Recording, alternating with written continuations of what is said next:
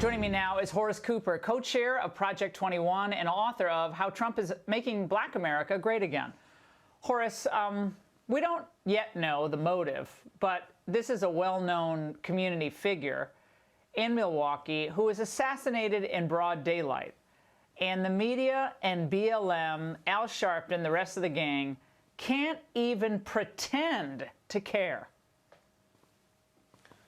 This is just another example of how they jump to conclusions first and investigate later. The conclusion is Mr. Trammell's life didn't matter. The conclusion is there isn't ever any instance of any violence being attacked upon or brought upon people because of their political views. We, you and I, we don't know what the story is. We're open.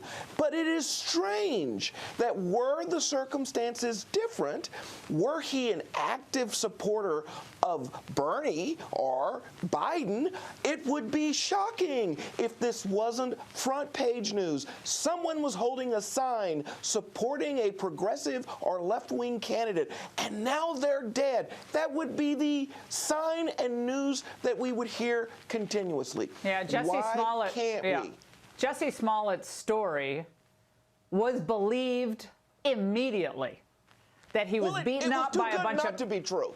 Yeah, MAGA hat-wearing thugs, white thugs, jumped him, beat him up, and he was barely able to crawl home with bleach all over himself.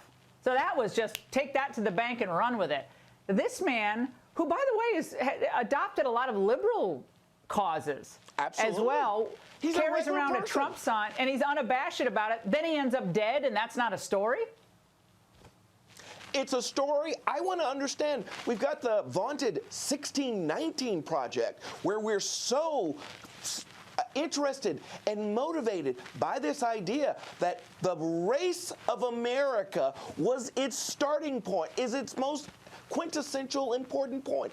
Why is there silence from the New York Times? Why is it that the party of segregation in the 19th century, the 20th century, and even now the 21st century has continually exploited people for political power and its own ambitions? Why aren't they being called out? Why haven't the media just raised some basic questions? Now, earlier this month on CNN, actor Terry Crews actually hit the nail right on the head about why BLM just doesn't care about cases like Mr. Trammell's. When you have the leaders of the Black Lives Movement who are now talking about, you know, if we don't get our demands, we're going to burn it down. Other black people who are talking about working with other whites and other races, they're being viewed as sellouts or called Uncle Toms. You start to understand that you are now, you know, being controlled. Horace, they set upon Terry for having the temerity to raise that point. He became persona non grata. That's where we are in the country tonight. Silence those who dissent. This is a pattern that we have seen from the 1800s, the 1900s, and now in the 2000s, heading into deep into the 21st century. Where is the understanding that free people, regardless of color, have the right to express themselves, to think what they want to think? And where is the outrage that someone could be killed over this only if they don't support the leftist candidate? Where is the outrage? Well, Horace, thanks so much. Great to see you tonight.